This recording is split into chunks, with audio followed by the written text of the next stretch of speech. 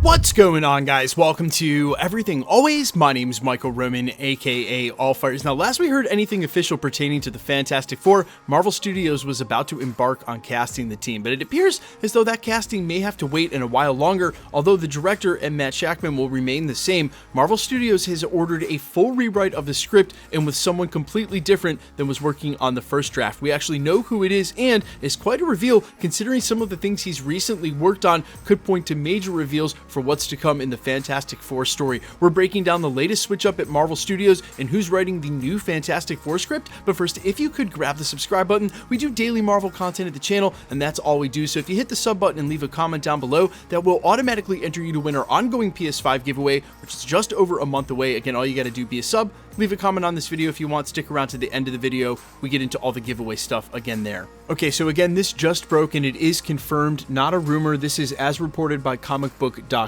Quote, Marvel Studios' Fantastic Four reboot has added Avatar: Way of the Water and Snowpiercer TV series writer Josh Friedman to its creative team. Friedman will rewrite the previous script written by Jeff Kaplan and Ian Springer, who were both up-and-coming dramedy talents who were just on the verge of their first big breakouts. And although this article doesn't mention it specifically, it's important to note that they were a little more than just up-and-coming. They hadn't published anything yet, meaning Marvel took a huge shot trying these guys on the script in the first place. It looks though, as of now, it didn't work out. So they've switched over to Josh Friedman, and as they go on to say, quote, Friedman has some notable sci-fi titles on his filmography, including Avatar 2, the Snowpiercer TV series, and co-creating Apple TV series Foundation alongside David Esquire. They go on to report, quote, it's also noticeable that Friedman did work on the Terminator franchise, including creating the Sarah Connor Chronicles TV spin-off and writing the story for Terminator 6 Dark Fate. Both TSCC and Dark Fate featured stories about trying to change the inevitability of time and destiny and creating new timelines and alternate events for the Terminator saga in the process. It's that work that makes Friedman an interesting selection for the Fantastic Four, especially now that we know that much of the film could lean into the Marvel Cinematic Universe, alternate timelines, and exploring different routes of how life and destiny could unfold. They also go on to mention a long-holding theory I've had, which I know the guys over at comicbook.com, wonder if they've been watching the channel, that this Fantastic Four may already be in existence in a different timeline, that the 616 doesn't have history of them, that they've covered that pretty extensively in certain places, and you would have thought Marvel would have brought them up already if they were going to come from the 616, considering the multiverse will be in complete disrepair by the time we get to the Fantastic Four release in early 2025. It could be assumed that they're coming from a different part of the multiverse, and really, regardless if this is true or not, Josh Friedman sounds like a much better person to write this script if he's already had experience crafting what happens when you start changing time and timelines. Speaking of which, I think another long-standing theory that may be revealed to come true is that maybe the rules of time travel as we saw them in the Infinity Saga only pertained to the sacred timeline when He Who Remains had control of it.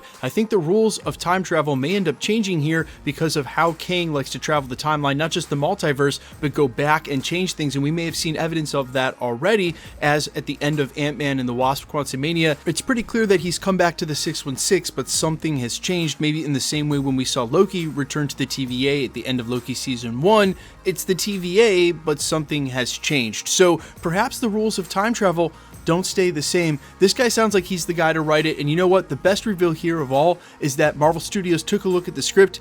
It wasn't up to standard, and they don't mind reallocating the resources to hire another writer and get it done, because really, very rarely can an actor or group of actors, or really the movie and the characters, carry a bad script. If the script isn't good to begin with, if the writing is bad, the movie is set up to fail. And of all of the awesome movies, some of which are reboots like Blade and Fantastic Four that are coming in the next couple of years, they have to get this right. Hiring a new writer is not something cheap and not something easily done, but I am so glad that they've done it. And with all the delays we've heard of lately, maybe they have even more time for this movie to be rewritten. I think this does certainly, though, push back some of the casting for the team, because really a script is what you'd want available for some of these actors to read. Doesn't mean that some of the scenes and some of the reading won't be the same. And I know there's been some other YouTubers as of late, like John Campea, who have indicated that indeed Marvel Studios has already cast Reed Richards and Sue Storm, but I think it does sort of change the timeline for what we might expect from this film, and even for that early 2025 release date. But you guys let me know all your thoughts down below,